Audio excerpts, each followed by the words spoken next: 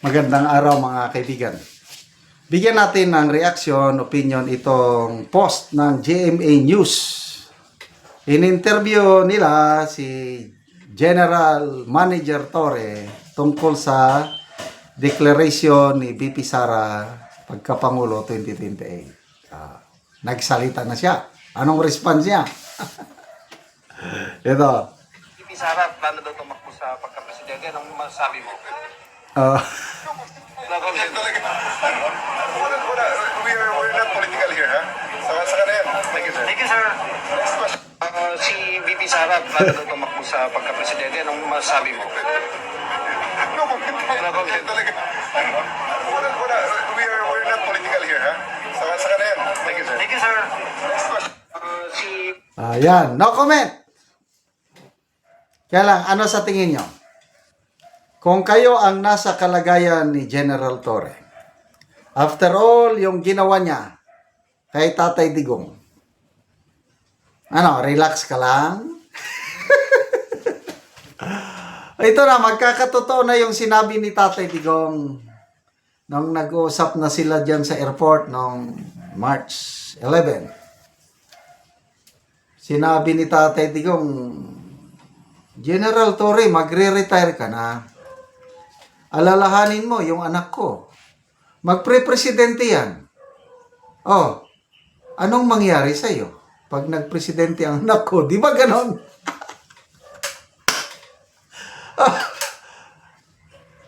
Kaya, makita nyo si General, no comment, oh. But ito, opinion ko lang, ha. Kung ako ang nasa kalagayan ni General Torre, medyo kakabahan ako. Anong mangyari sa akin dito? Oh. Kalmado lang? Well, believe din ako, matapang si General Torre. May guts. So, alam niya na yan. Napaghandaan niya na yan. Napuporsight niya, kakandidato ang isang Duterte at pinakamalakas na kandidato, at kung magpresidente, alam niya na kung anong mangyari sa kanya. And I believe, may plano na rin siya. Anong gagawin niya? There will always be a day of reckoning. Kung anong itinanim mo, yun din ang aanihin mo. Kaya, ano yung kasabihan? Lentek lang, walang gante. Bakit ba nagkaroon ng ganong kasabihan? Ano ba yung lentek? Ang pagkakaintindi ko lang, lentek, yung parang yung kidlat. Parang yun ang lintik. Hindi mo talaga magagantihan ng kidlat. Kidlat. Pag team naman ka ng kidlat, paano mo siya magagantihan? Kaya lintik lang ang walang ganti. Hindi. But ito na ngayon. Oh. Alam niyo naman ang karakter ng mga Duterte. Palaban yan. From father, itong mga anak. So, humanda kayo. Kaya ngayong pag-declare niya ng presidency, ang ganda ng timing kasi nga, yan, tatalakayin na yung mga impeachment complaint laban sa kanya. Kaya ang galing ng pagka-timing. Wala na akong nakitang mas hihigit pa sa timing nitong mga Duterte, yung strategy nila. At according sa isang political strategist na si Mr. Lito Banayo, bago nag-declare si VP Sara 2 days ago ba yun? Kagagaling niya sa The Hague. Okay. So, noong 2022, tumakbo si VP Sara as Vice President without the blessing of his father. Ang gusto ni Tatay Digong noon, siya na ang tatakbong presidente, kailang ayaw niya. Nung panahon iyon, hindi pa sila close. Yung relationship nila, there is something in between. Hindi sila masyadong nag-uusap. Kasi nga, sabi ni Tatay Digong, Maltita yung Inday na yan, buang yan. Sa isang speech, bantayan nyo yan, Maldita yan. Palaaway yan, nambubugbog yan. Dahil pareha silang malakas yung leadership nila parehas malakas, kaya hindi sila masyadong magkasundo.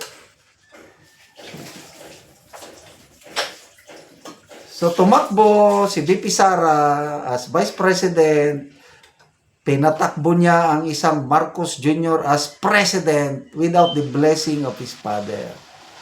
So anong nangyari? Na-realize na siguro ni VP Sara na tama ang kanyang tatay. Mas maganda pa rin makinig tayo sa wisdom ng mga nakakatanda. Kaya yung 2 weeks na nag-usap sila doon, siguro kung anong napag-usapan, political strategy na yan. Pagbalik niya, iyon na, declare na kagad na maraming nabighani sa timing. Hindi na na-surprise kasi expected naman siya talagang tatakbo. Dahil siya ang frontrunner eh. Kaya lang yung timing, ang ganda ng dating. Para mensahe, warning sa mga kongresista ngayon, it's either you go with me or go against me. The choice is yours. Botohan mo akong ma-impeach. Prepare for consequences. Mananalo ako sa 2028. I warn you. So ito, General Torre, yung mga group effort, ay humanda na kayo. Dahil nga, lintik lang, walang ganti. Ay, nako, basa tayo sa mga Si VP Sara, paano daw tumakbo sa pagka-presidente? Anong masasabi mo? Ayan. People who reacted, 9,000 nag-react, 6,900 tumatawa. Sinong tinatawanan? Si General Torre. 1,900 lang ang nag-like. So, comments. Namutla bigla. Totoo. Rodolfo Pancrudo, palusot ka. Nads Alarba, kakak na. Edwin Vlog, natakot si Diwata. So, good luck, General Torre. Salamat mga kaibigan sa inyong pagsubaybay sa ating channel. Nakakatulong kayo ng gusto sa tribong Talandig ng Bukidnon dahil ang income natin sa channel na ito is pantulong sa tribo. Namimigay tayo ngayon ng libreng yero at pako para makapagpatayo sila ng mas maayos na tirahan. Panoorin ninyo ang video na ito.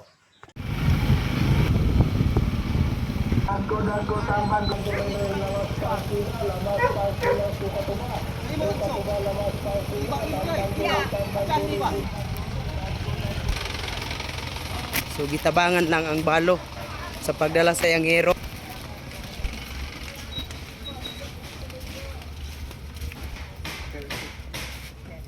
Karon mo na ni ang itsura sa atop ni nanay sa tagaan na mugiro. So naa sa iro mga buslot na og ipang butangan na gani og sako. So mga dagko na gid kayo og buslot. Og ipang sumpay-sumpay lang gani ang mga iro nga uban.